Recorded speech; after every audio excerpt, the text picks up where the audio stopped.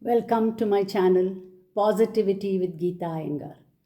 Yes, today I have come with an interesting and a very debatable topic where we talk about the gender the differences between the role of a man and a woman, which is a most important social dynamics of our Indian society. I'm using the Indian because I'm only touching upon some of the practices in India which has differentiated men and women in performing their activities. Thereby, it has to some extent led to believing that women are inferior. And today's world, I mean, you would say, yes, this was happening in my grandmother's time, it happened in my great grandmother's time. But it is very shocking to know that even today, some of the practices are very much deeply ingrained in most of this people's mentality. So you must be wondering, what am I talking about? So one question is that rituals, we say that man can perform certain rituals, women cannot. Okay, fine. I'm not touching upon that factor. It's a very delicate topic. Let's not talk about it, even though there are many women in some parts of India who are performing this cremation and obituaries and so on. But simple things like if I want to tell you that when you were born in an Indian family, your parents, for a girl especially, the parent had put that bindi, she puts flowers for her, she dresses her child the way that child looks beautiful. Every child, every girl child, especially since I'm talking about girl child, the social dynamics of the differences, I'm trying to say that these parents take so much pride in getting them dressed. They like to see their little girls looking so nice, so cute, so pretty. And as she grows, you're proud of that girl. But as she grows, lots of do's and don'ts come. I understand. I'm not even touching upon the factor that during her menstruation period she cannot go to the temple. Fine, I'm not going to debate on that. But simple things like giving a flower, put, putting flowers or decorating herself, wearing colorful clothes, putting this bindi, these things you connect when she is young, when she is born, then she gets married, fine. But the day she loses her husband, everything comes to a standstill. So the question is why? And who is going to answer this question? Who is going to fight this factor?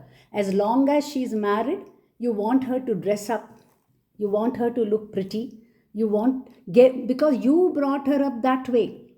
She was used to wearing a bindi, she was used to wearing colorful clothes, she was used to wearing flowers. And now, once the husband is no more, or she is a divorcee, I'm using the very frankly, I would say all the widows, child widows, young widows, or old widows also. Everybody has a right to live, everybody has a right to laugh. Now, who is depriving her from there? And one of the reason I would say, if the woman is responsible, because this woman comes, the woman in the form of a mother or a mother-in-law or an elderly aunt, these are the people who come with the package of ingrained mentality of such restrictions, which carry as a social dynamics differentiating between a man and a woman. So if a man becomes a widower, there's no restriction. But if a woman becomes a widow, then you say no, no wearing flowers, no wearing bindi, no wearing colorful clothes. It's a very strange thing. And I tell you, even today, the other day I attended a function, and the two ladies were sitting beside me. That lady offered flowers to her and offered to her and just turned away.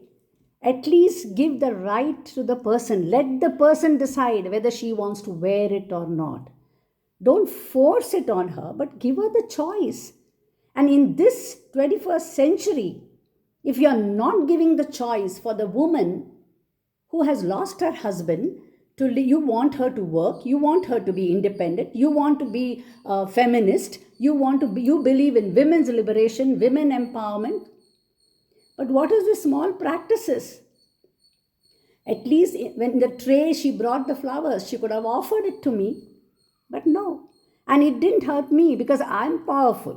I don't care. But there are many women who are weaklings. There are many women who will get hurt.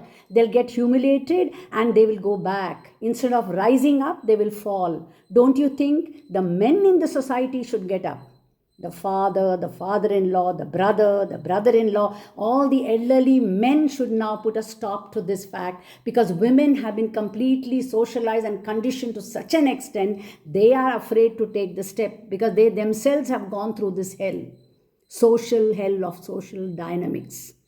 So the only people, they have to come forward, and the woman herself has to be self-empowered, self-motivated to such an extent that she shouldn't care.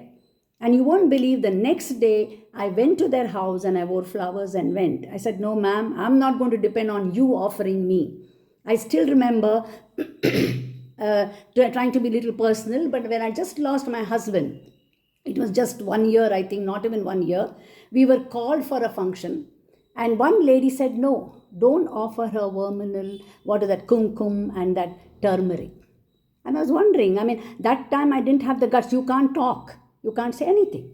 But the woman is doing that because she is a product of this social dynamics of differences, which she's been carrying it through generations. So where do you call women to be modern? You want her to become modern. You want her to fight the battle all alone and here for smaller things. And this is nothing great. You wear flowers or not, it's your head, it's your hair. But the intention, the differences, that social differences that you create in that public thing differentiates that woman. I think it's high time we bring the changes. Because I'm a teacher, I may talk like that, but there are many women in rural areas who don't care a damn. They will do that. But there are again many women who don't know how to fight their own battle. So we have to fight for them. We have to create this awareness among them. So men in the society, please rise up. You may be her brother, her friend, her father, or her father-in-law, whatever. Come forward and allow that woman to empower herself. Allow her to choose. Don't force her, but allow. If she wants to wear a colorful dress, go ahead. If she wants to wear flowers on her hair, let her. If she wants to wear that big bindi or vermilion, let her. Unless we do that, unless this woman gets empowered by the people in society, nothing will change.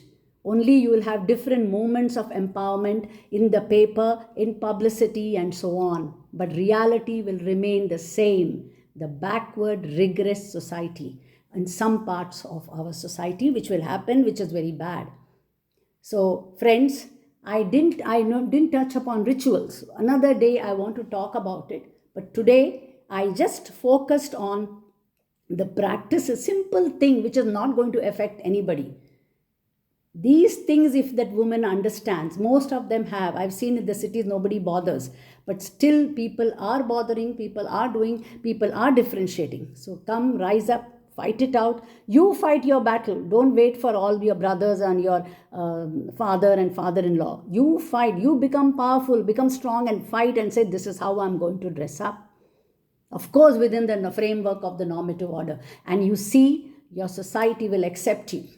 2 days they will talk. They have better things to do and then think about what you dress or what you wear. So friends, thank you once again for listening to me, and please subscribe for my channel, ring the bell icon. We will come again with another topic, interesting topic.